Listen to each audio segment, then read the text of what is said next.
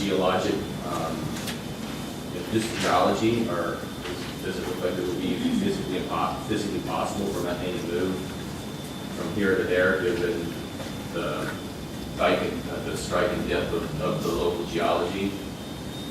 And obviously, well integrity issues also would play a role as to who may be tasked with being part of the review. But those are some of the more challenging situations that we run into where you claim you have multiple operators in the vicinity who can be active all at the same time. It's just a water well complaint, not a gas migration thing. It falls back into the 3,000 foot rate because it's gas migration and it goes beyond the 3,000 feet. Well, 7889 requires operators to conduct investigations when they are notified or otherwise made aware of a gas migration complaint. And it does not specify the distance between the gas wells and water wells, but it does talk about distances that they must survey around the affected supply. There is nothing in our regulations that would go to, say, a complaint for iron or manganese is to use, and basically that's on the department in general to conduct its own investigation.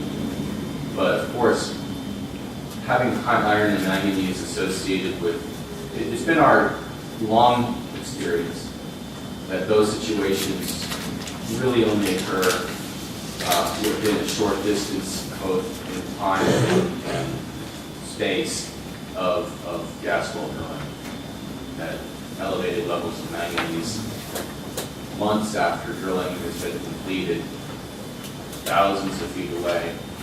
I'm not really aware of that ever happening, as a matter of fact.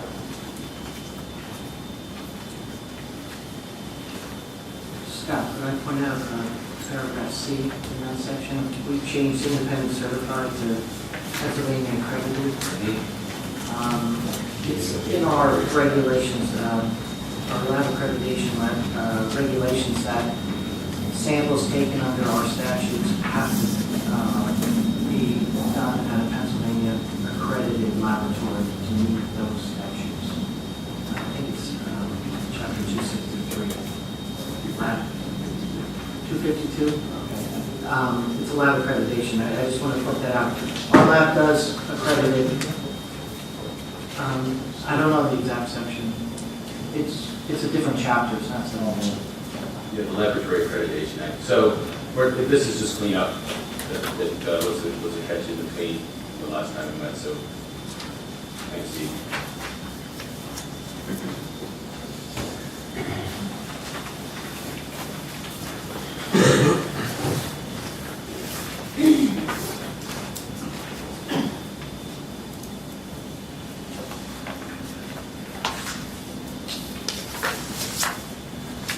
Well, I did not have anything until page 15.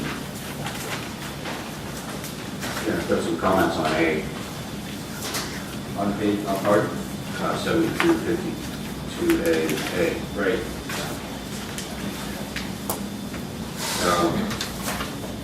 The 1,000 foot, there's some confusion there as to exactly, one, whether that's a radius or a diameter, or are you talking about projecting that from the surface down, from the lateral up? Just need to be clear there that what you're talking about. Well, our idea was that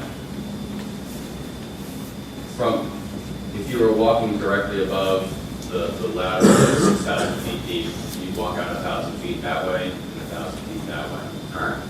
So if you would, 4,000 foot line, we're talking 183 acres.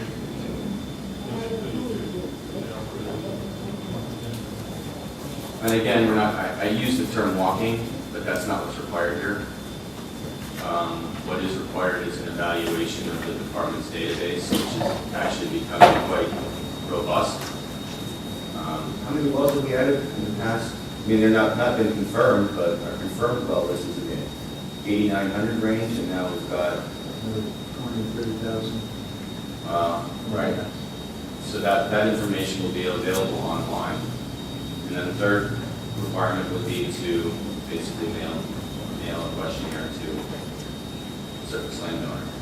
But this is an area where we've received some comment and pointing out that it is not necessarily the board's stronger recommendation to have additional considerations, for example, active wells. The INO wells may have a long section of open formation through the Marcellus. But one proposed rule that I would refer folks to, and I can probably get a copy of it to you, is Alaska. Alaska is proposing something similar. And to see that if that state has some similar concerns and we brought to our attention too strong, there might be worth additional discussions with TAP and stakeholders. Got a question on it. Because it's proposed in regulation that the questionnaire is going to be sent to the landowner, asking them if they know of any old wells on that property. Several. Several, yeah, there'll be multiple in there. We're talking about one landowner for now, and one landowner elects not to respond, or is aware of a well, but elects not to identify. Do they have any liability under these regulations?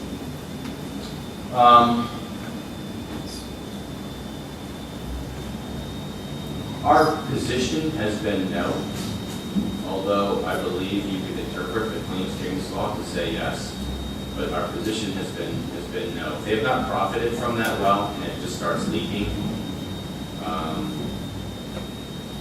or someone hydraulically fractures into it, we have not required surface landowners to take action to plug the well. We have had discussions where surface landowners have attempted to block operators from plugging these abandoned wells. And in that case, the department has intervened in a couple of different levels, but thus far we haven't had to take any additional action other than alerting the landowner of their potential liability, or the fact that the department may use its authority to enter the property and plug that abandoned well without compensating the landowner for the intrusion. So that seems to resolve situations. If the landowner responds that, yeah, I think there's a well out in the back 40, I can't find it, it's buried, what's the operator's obligation at that point? Does he have to go on the property and start moving dirt to look for it? That's not what is provided. What we're asking for is the precise location. So if it's not precise, then that. So if he says he thinks there's a well there, but he's not sure where, that disqualifies it because he doesn't have a precise location for it. I would think so, and this is actually another opportunity, Gary, where the questionnaire is on a form provided by the department. It would be probably useful to have some instructions on how to provide precise locations on that information. So obviously, what we're asking for is flat showing the location in GPS coordinates. That's another area where we can probably talk about, if you are capable of obtaining that information. Otherwise, whatever information is provided, we will like to see. You were talking about, Scott, kind of the next step in the committee meetings or whatever, that take the next step past simple identification of these problems. Is that right? What are you going to do about it? Well, that is discussed further on in the body of the rule, and what it says now is that if it is likely that the well, and this is based on operator knowledge, likely that the well is I'm not sure this is capable of or does penetrate the formation to be stimulated, that there should be, you need to visually monitor it, and if there isn't, you can recognize it. You can't necessarily get on people's property to do anything maybe more than try to keep an eye on it from the road or wherever. But if there is communication, then then it is the operator's responsibility to plug that abandoned well. That's been a longstanding position of the department, that the operator has altered the well by changing the physical characteristics of the well bore the fracking result. But it's not contemplating you do anything with that well until a communication is established. That is the current rule. I know we've got some comments to the contrary. And I think, again, it's part of one of those broader conversations that people need to have, whether that's even feasible or not.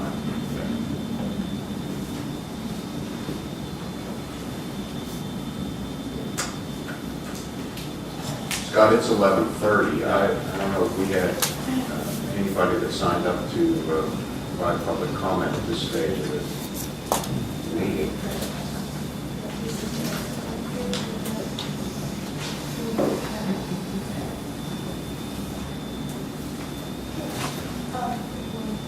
Just one?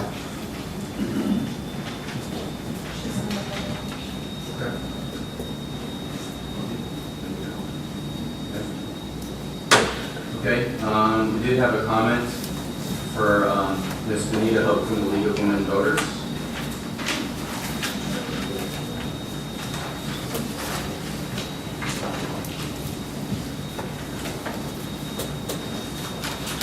Please state your name and affiliation again, please. Anita Hope from the League of Women Voters of Pennsylvania. I have some copies here.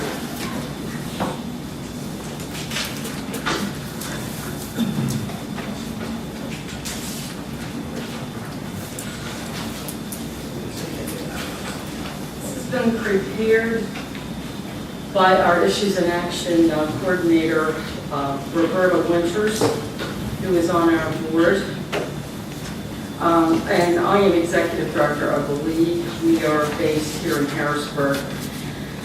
As you know, the League has conducted statewide studies on natural gas extraction from Marcellus Shale and developed positions based on consensus. In part, we support the maximum protection of public health and the environment in all aspects of Marcellus Shale natural gas production, site restoration, and delivery to the customer by requiring the use of best practices and promoting comprehensive regulation, communication, and adequate staffing across government agencies, and preventing a burden on Pennsylvania taxpayers by establishing a sufficient fee structure on natural gas extraction for permits, bonds, and surcharges for the funds to plug abandoned and orphan oil and gas wells that reflects projected costs and unanticipated consequences. We also have a natural resource position at the national level that encompasses air, water, land, and waste management, on which we will also base our comments today. The League applauds the members of the Technical Advisory Review Board for taking on the challenge of reviewing and commenting on these regulations. We are appreciative of the opportunity to provide input into these important issues. Based on our review, the League would commend the inclusion of language dealing with the location of abandoned and orphan wells, requirements to provide proof of consultation with the Pennsylvania Natural Heritage Program, aspects of the regulations that strengthen environmental protection, such as those concerned with containment, attempts to provide parameters for impoundments, proposed language for planning and emergency response, provisions that provide for increased revenue from permit application fees, procedures for reporting releases and/or spills, ongoing monitoring of potential problems related to groundwater, burrow pits, gathering lines, horizontal directional, drilling for pipelines and temporary pipelines, water management plans, and the use of the term best management practices. The League suggests that changes should be considered to extend the 15-day review period to 30 days for public resource agencies to comment on applications. Include the term site-specific relative to more subsections so that boilerplate language becomes the exception rather than a norm. Extend the impacts of industrial operations beyond the discrete area of a public resource and delineate the nature of fencing around given facilities. Provisions for notification of key events by operators should be accompanied by accountability measures that may include real-time video documentation of practices employed. Other recommendations include increasing setbacks to promote greater protection, extending long-term monitoring of restored and disposal sites to determine successes or shortcomings of efforts, and mandating the monitoring of waste for naturally occurring radioactive material prior to disposal. The League strongly urges that the change in language from pollutional material to regulated substances revert to its previous language. Pollutional materials are more inclusive and reflect the evolving substances reflective of technological change. Current exceptions and loopholes provided to the oil and gas industry allow wastes that are characteristically hazardous in other fields to be exempt from such a label. Further, based on the limited but peer-reviewed scientific study from the Academy of Natural Sciences, regulations to limit environmental impacts in the Commonwealth should reflect those currently